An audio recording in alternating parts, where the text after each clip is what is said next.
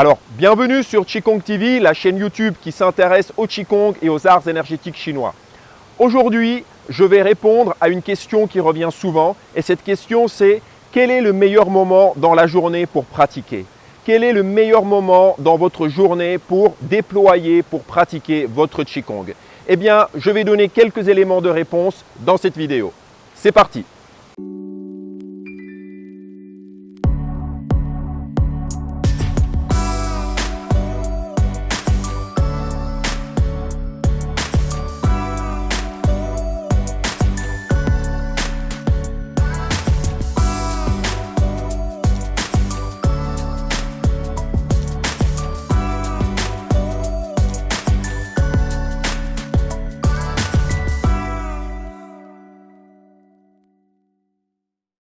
Alors, avant de commencer, comme d'habitude, vous pouvez me soutenir en mettant un petit pouce bleu, un petit like. Évidemment, si la vidéo ne vous plaît pas, vous pouvez toujours ensuite changer et mettre un petit pouce vers le bas, il n'y a pas de problème. Vous pouvez également vous abonner à la chaîne. Tout ça, c'est des tout petites choses pour vous, mais qui soutiennent vraiment beaucoup mon travail et qui me motivent à vous offrir à nouveau de nouvelles vidéos et à continuer à vous faire voyager dans l'univers du Qigong et des arts internes. Alors, comme je vous disais, aujourd'hui, nous allons aborder un sujet qui revient souvent et ce sujet, c'est quel est le meilleur moment dans la journée pour pratiquer? Quand pratiquer? Quel est le meilleur moment? C'est vraiment une question qui revient très souvent auprès de mes élèves. C'est une question qu'on me pose souvent aussi par mail. Donc, je vais vous donner quelques éléments de réponse dans ce sens-là. Alors, le meilleur moment pour pratiquer dans la journée, tout d'abord, c'est quand vous le pouvez. Voilà, tout simplement. Le meilleur moment pour pratiquer, c'est quand vous pouvez pratiquer. Parce que, avant tout, l'essentiel, c'est de pratiquer. Des fois, on attend le moment idéal, on attend le lieu idéal pour pratiquer, on attend aussi l'état intérieur idéal pour pratiquer. On se dit, là, je suis un peu dispersé, je ne suis pas assez concentré, ou je ne sais pas, là, il y a trop de soleil, ou là, il y a trop de bruit, etc. Et au final, on ne pratique pas. Voilà. Donc, vraiment, c'est tout simple. Hein, c'est vraiment, pour moi… ça serait une sagesse taoïste, hein. Le meilleur moment pour pratiquer, c'est quand vous le pouvez. Donc, c'est n'importe quand, avant tout, parce que l'essentiel, c'est la pratique. Ok, une fois qu'on a dit ça, on va développer quand même un peu le sujet. Alors, ensuite, à mon sens, vraiment, le meilleur moment pour pratiquer, c'est le matin au réveil. Pourquoi le matin? Il y a vraiment différentes raisons à cela. La première chose, c'est que si vous pratiquez le matin au réveil, eh bien, vous avez posé votre pratique dans la journée, c'est fait. Quand on se dit, ok, je vais pratiquer dans 2 heures ou je vais attendre de prendre mon petit-déj, de faire ceci, cela, je vais pratiquer, il peut se passer tout un tas de choses. Hein. Là, on est vraiment sur les aspects pragmatiques, comme vous avez vu, les trucs vraiment terre à terre, mais on commence par la terre, justement. Donc, il peut se passer tout un tas de choses qui font qu'au final, vous allez être dérangé, vous allez être sollicité, vous allez vous souvenir de quelque chose que vous avez à faire et puis la pratique, elle va se diluer dans la journée, elle va disparaître et arriver le soir, vous direz « Ah ben zut, voilà, j'ai pas pratiqué, là je suis trop fatigué, c'est trop tard ». Eh bien, c'est pour ça que le meilleur moment de pratiquer, c'est vraiment au réveil. Parce que quand vous avez fait cette pratique, elle est faite, elle est posée. Et j'insiste, hein, même si c'est une pratique de quelques minutes, c'est cette petite goutte dans votre journée qui est vraiment une essence et qui va vous nourrir pour le reste de la journée. Et après, vous pourrez toujours pratiquer par la suite, 10 minutes, 15 minutes. Mais même si vous vous étiez mis un programme ou un challenge en vous disant « je vais pratiquer 15 minutes, 20 minutes aujourd'hui », si au réveil, vous pratiquez ces 2-3 minutes, dites-vous une chose, au moins c'est fait et le soir, vous serez au moins satisfait de vous-même, vous aurez dit « au moins j'ai pratiqué un peu ». Donc, au réveil. Alors là, comme je vous ai dit, c'est vraiment un aspect très pragmatique. Hein, voilà, on est vraiment très terre à terre. Si on voulait pousser la chose un peu plus loin, on pourrait cette fois-ci aller un peu dans les aspects énergétiques. Eh bien, le matin, c'est le yang qui se lève, c'est le yang qui se réveille. Hein. Donc, il y a vraiment cette énergie, ce souffle, ce chi qui est en train de grandir, de croître et de nous porter et d'amener un maximum d'énergie dans notre corps. C'est vraiment un rythme naturel. Donc, évidemment, c'est à ce moment-là qu'il est vraiment intéressant de déployer cette pratique qui va être vraiment nourrie de ce chi naissant, de ce chi ascendant qu'on pourrait justement, si on le rapproche au niveau des 5 phases, des 5 mouvements, ce que des fois on traduit par les 5 éléments, on pourrait le rapprocher au niveau de la dynamique du mouvement du bois. Le bois, dans la pensée traditionnelle chinoise, hein, l'élément bois, si vous voulez, entre guillemets, j'utilise le mot élément parce que c'est plus facile pour vous de le comprendre ainsi, même si la traduction plus juste, ça serait mouvement ou phase, ou sin, hein, les 5 éléments, les 5 phases, les 5 mouvements. Eh bien, cette dynamique du bois, elle correspond au yang naissant. Hein. On la ramène aussi à la saison du printemps. Donc, c'est vraiment là où l'énergie s'éveille, si vous voulez. Donc, le matin, il y a vraiment cette dynamique du chi qui s'éveille, du yang qui s'éveille, du bois. Donc, elle est vraiment très, très propice, cette période, pour nourrir votre pratique. Vous verrez, on développera encore un autre aspect tout à l'heure qui pourra être mis en parallèle justement à un autre moment de pratique qui, lui, sera en fin de journée. Donc, le matin au réveil. Alors, évidemment, le matin au réveil, il y a différents moments. Ça peut être vraiment juste à l'heure de votre réveil. Et là, vous pouvez vous réveiller à 6h, 7h, 8h, 9h, je ne sais pas.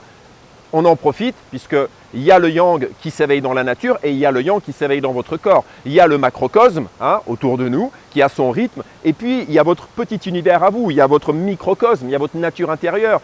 Elle, son rythme de réveil, son soleil se lève, on va dire, quand votre conscience s'éveille. Alors des fois, il peut y avoir évidemment un décalage entre ces deux rythmes. C'est pour ça que se caler sur les rythmes naturels du soleil, c'est vraiment une voie que l'on recommande dans nos pratiques et on va dire dans ce cheminement d'inspiration taoïste, de vraiment se caler sur les mouvements de la nature, de l'univers autour de nous. Eh bien, évidemment, des fois, il y a des décalages. Mais on va dire qu'au moment de votre réveil, c'est un premier temps de pratique. Ensuite, comme je vous dis, dans la matinée, on pourrait se caler donc sur ce rythme naturel et pratiquer au lever du soleil. Donc là, non seulement on a ce yang ascendant, ce bois qui s'éveille en nous, mais il s'éveille aussi, ce souffle est en train aussi de s'éveiller dans la nature. Ça ne veut pas dire que le souffle n'est pas actif la nuit, attention, mais c'est un autre aspect, une autre facette de ce souffle chi. Mais là, nous avons cette facette yang qui est en train de s'éveiller, qui est en train de croître, qui est en train de déployer en même temps que le soleil se lève. Donc évidemment, si je pratique à ce moment-là, et vous avez déjà peut-être assisté, enfin je vous le souhaite, même sûrement, vous avez déjà assisté à un lever de soleil et vous savez ce que ça produit en nous, un lever de soleil, au-delà de la beauté du spectacle, il y a vraiment un ressenti. Et si vous avez pratiqué, médité ou je ne sais fait quoi, ou juste simplement contemplé à ce moment de lever de soleil et que vous étiez à l'écoute de vous-même, vous avez sûrement senti que c'est un moment qui se vit d'une façon particulière dans le corps.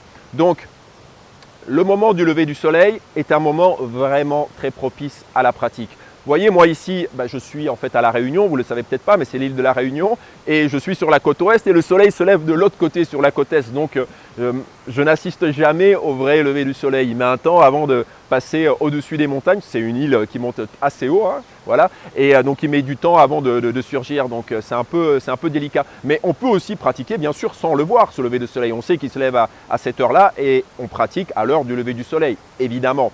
Puis vous aussi, vous habitez peut-être dans un appartement, je ne sais pas quoi, donc vous ne pouvez pas profiter du lever. Mais si en même temps, vous pouvez profiter directement de ce soleil qui se lève, eh bien, évidemment, vous pouvez vous nourrir directement de cette lumière et ça va d'autant plus stimuler votre pratique. Toujours pour continuer dans la pratique du matin, qui pour moi est vraiment le moment le plus opportun pour pratiquer, eh bien, il y a pour moi un moment encore plus fort. Et ce moment, il est juste avant le lever du soleil. Il est vraiment avant le lever du soleil. Et vous avez sûrement assisté aussi déjà à ces moments-là, de manière volontaire ou involontaire. Peut-être vous avez dû vous lever super tôt pour aller bosser. Donc voilà. Mais vous avez peut-être pu vous mettre aussi à l'écoute de la nature et de ce qui est autour de vous, même si on habite dans une ville. Et vous savez très bien que le moment qui précède le lever du soleil est un moment vraiment particulier, qui a comme un espèce de silence, comme une espèce d'attente avant que les choses s'éveillent. C'est un peu comme si la nature et tout dans la nature était en attente devant ce grand spectacle. Et c'est en fait un moment intermédiaire. En fait, c'est un moment charnière. C'est vraiment ce moment entre le yin et le yang. Et ces moments charnières, ces passages sont vraiment des moments très, très, très forts. Voilà. Peut-être, même sûrement, vous connaissez le diagramme du Tai Chi. Alors Tai Chi ou Tai Chi, vous l'avez déjà entendu parce que tout le monde connaît le Tai Chi Chuan. Ça veut dire c'est la boxe du Tai Chi, c'est la boxe qui est basée sur les principes, sur le concept du Tai Chi. Mais le Tai Chi, c'est avant tout un principe, une idée. Et vous l'avez déjà tous vu, c'est ce cercle hein, avec un côté noir, un côté blanc, un point noir, hein, le yin-yang. Voilà, des fois les gens appellent ça le Tao, mais tout le monde connaît maintenant ce cercle qui est devenu vraiment universel, c'est un symbole qu'on retrouve partout dans les pubs, etc. Et donc vous connaissez tous ce symbole, eh bien ça s'appelle le diagramme du Tai Chi. Et ça nous parle justement de ces souffles qui circulent, de ces transmutations, de ces deux éléments qui sont opposés et en même temps complémentaires. Enfin bref, ça serait une vidéo à part entière et j'y consacrerai une vidéo pour parler un peu du yin, du yang et de ce principe du Tai Chi. Là, je reviens donc à ce diagramme. Donc, dans ce diagramme, on voit bien évidemment, hein, je vais vous le remettre là, ici, en dessin. Vous voyez évidemment que par exemple, le côté noir, hein, ça va être le côté yin et le côté blanc, il va représenter le côté yang. Eh bien, vous voyez que si on se place justement du côté de ce yang, du côté de ce blanc, eh bien, si on commence tout en bas de ce diagramme, on voit que le yang est tout petit, que le blanc est tout petit et puis il commence à croître jusqu'à arriver à cette plénitude circulaire. Là, le yang est à son apogée et il se transforme dans le principe suivant, son contraire entre guillemets, hein, son complémentaire je dirais plutôt, et il se transforme en yin. Okay, et là, le yin commence à croître. Eh bien, ce moment charnière entre le moment où le yang a atteint son apogée et où le yin va commencer à croître, ou inversement, là où le yin a atteint son apogée et où le yang va commencer à croître, eh bien, c'est un moment charnière. C'est là que tout se joue. C'est là que tout se joue. Et c'est exactement comme dans le Tai Chi, comme dans le Tai Chi Chuan.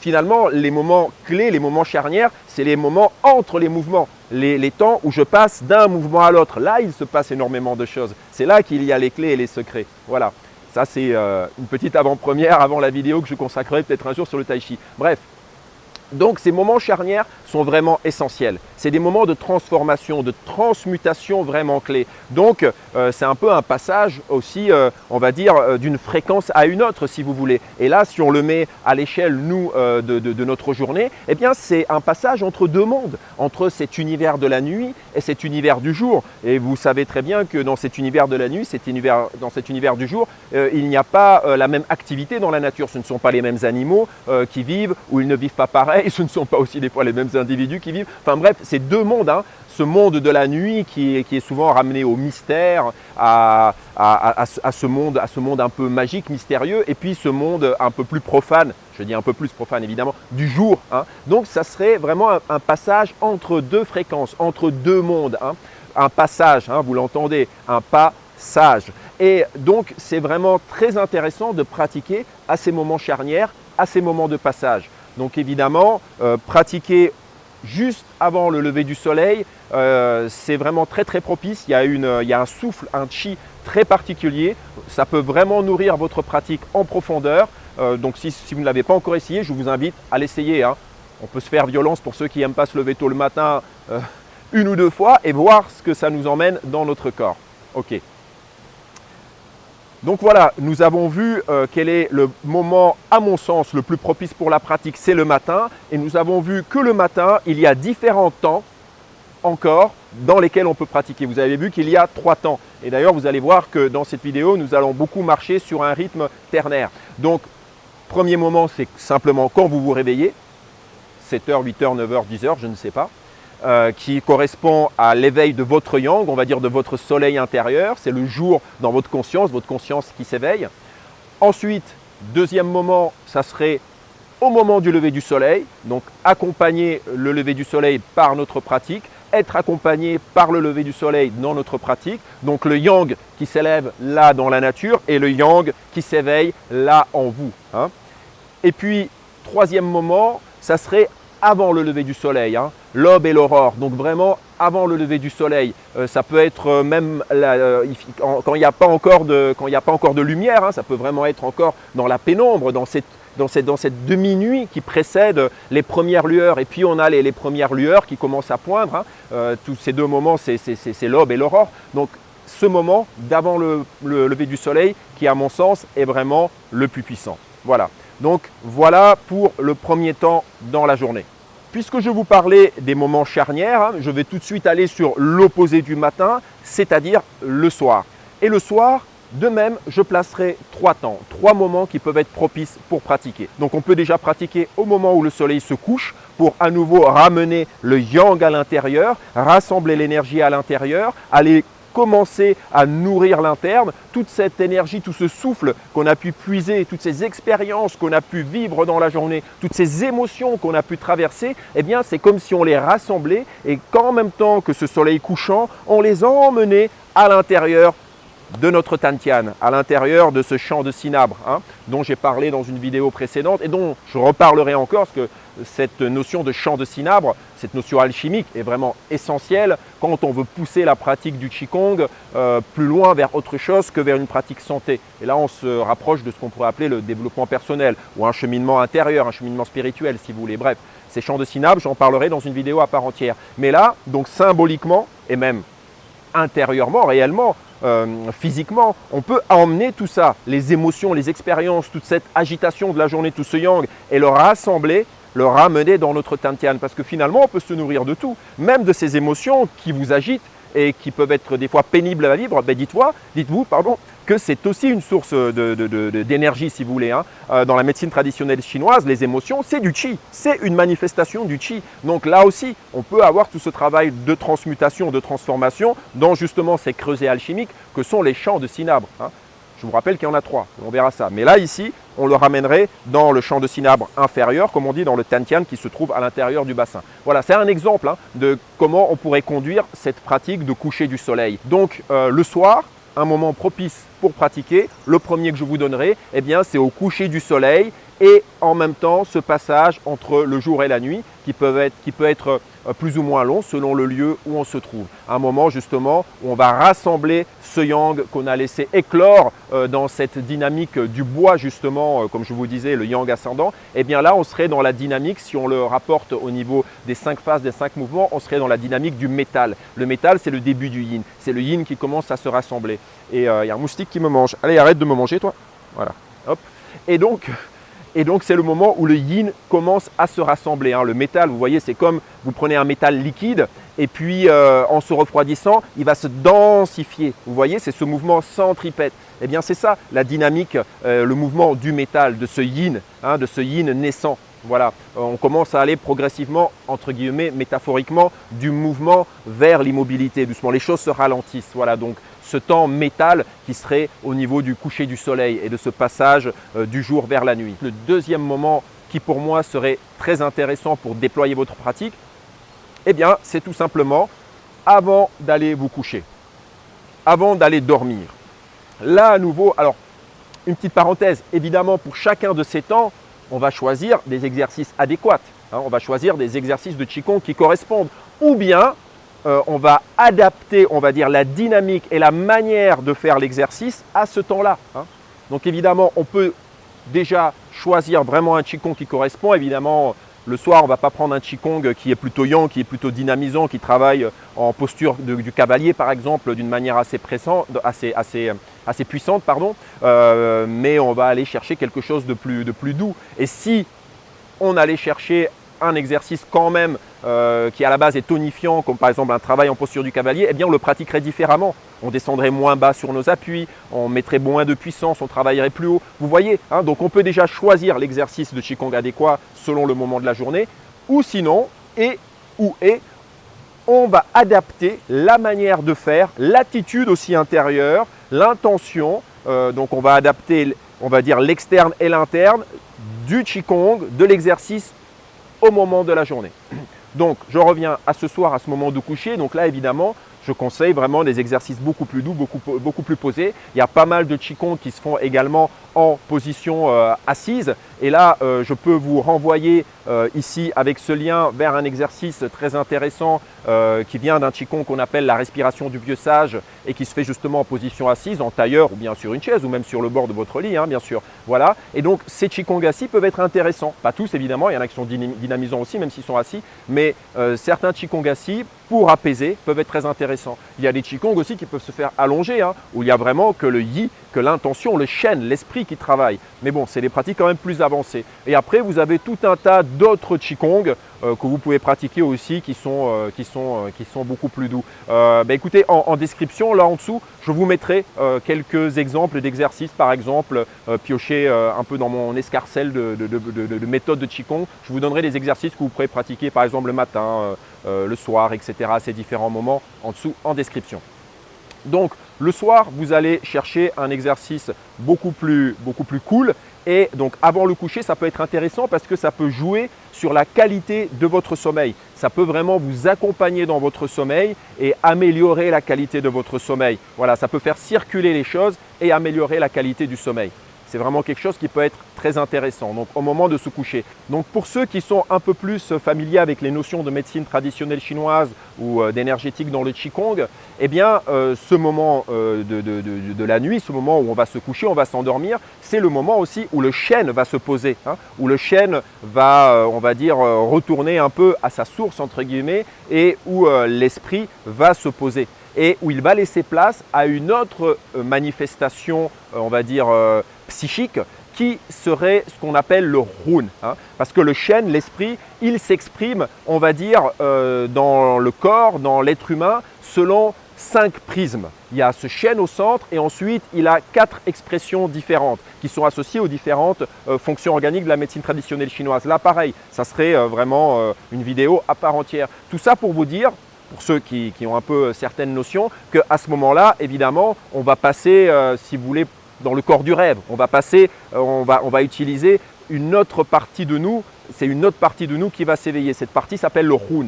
C'est elle qui va être plus active la nuit, c'est elle qui va être plus active dans le monde onirique, si vous voulez. Voilà. Donc, c'est aussi intéressant de préparer ce passage. Et si je voulais aller un peu plus loin, on va dire au niveau de ces notions-là, le run, il est associé aussi à cette dynamique, à cette phase du bois. Donc vous voyez qu'il y a en lui quelque chose qui peut être aussi très actif.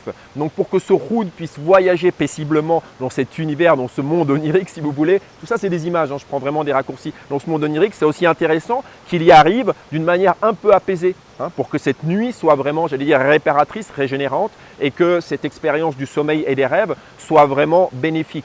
Et pas, vous savez très bien que des fois on peut avoir des sommeils très agités et qui ne sont pas réparateurs. Voilà. Mais j'arrête là avec ces notions-là, je ne veux pas perdre les gens qui découvrent tout ça, qui débutent dans la pratique avec des notions trop complexes et ça enchevêtre les choses. Et ce qui est compliqué avec ces notions-là, c'est dès qu'on parle d'un truc, il faut qu'on parle d'autre chose parce que c'est vraiment une vision systémique, la médecine traditionnelle chinoise ou la pensée chinoise. Donc c'est très difficile d'isoler les éléments et il faut tout de suite remettre les choses dans un contexte d'ensemble. Voilà, donc le moment pour aller se coucher, à mon sens, c'est le deuxième moment le soir qui peut être super intéressant pour pratiquer, pour vous accompagner dans la nuit et vous donner un sommeil de meilleure qualité. Voilà. Et nous allons maintenant arriver au troisième moment du soir, de la nuit, où il serait intéressant, à mon sens, de pratiquer. Ce troisième moment, eh bien, il se situe au cœur de la nuit, celui-là. Voilà, justement. Vous avez vu, le premier moment, ça serait au coucher du soleil et à ce moment de transition entre le jour et la nuit. Le deuxième moment, ça serait juste avant de se coucher, quelle que soit l'heure à laquelle vous vous couchez. Et puis, ce troisième temps, je le placerai vraiment au cœur de la nuit. Je le placerai justement autour de minuit, qui est vraiment à nouveau un moment charnière.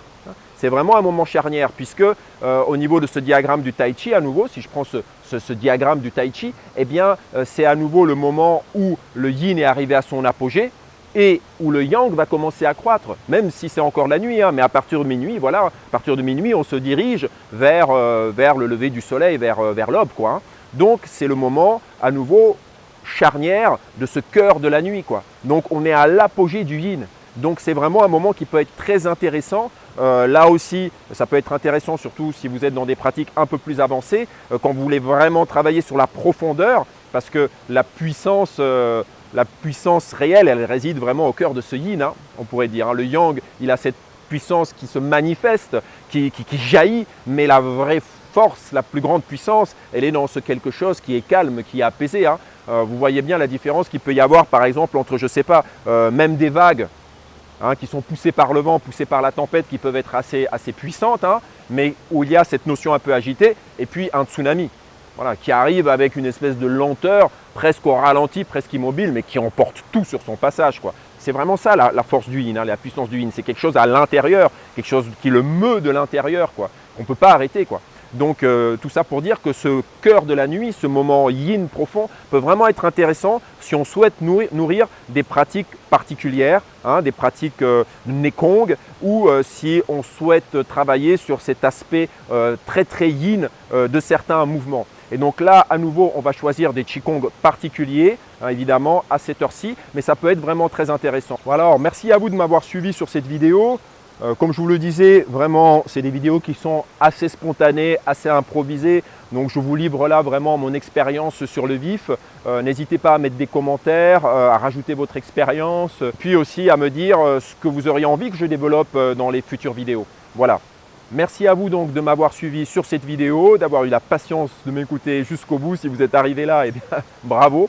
Et je vous dis à bientôt dans une nouvelle vidéo autour du Qigong. Merci.